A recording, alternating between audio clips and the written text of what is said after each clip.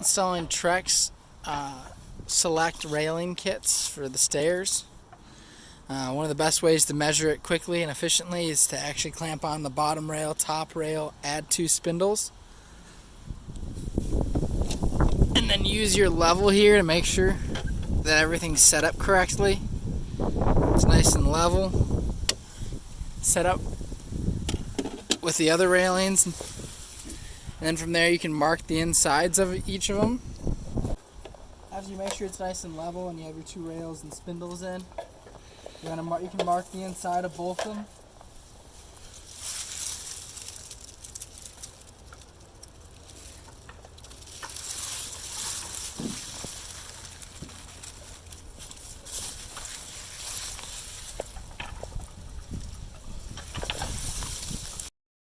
Alright, so here's us installing the Trex railing kits. We clamp the bottom and the top rail, and then we add 2 spindles, one at the bottom, one at the top. We're going to mark those, and now we're installing the brackets. These brackets are angled to match the angle of the stair railing kits. Trying to make sure you match those up correctly in order to have a nice clean finish when you install the railings.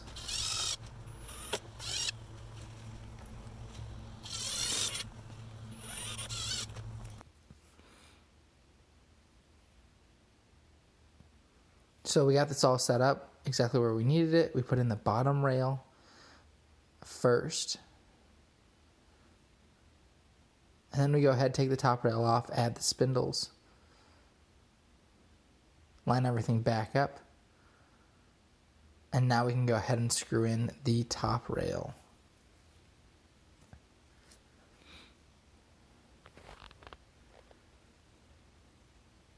We use extensions on our impact drivers. It makes it way easier to install those screws and attach the top and bottom rail to the posts.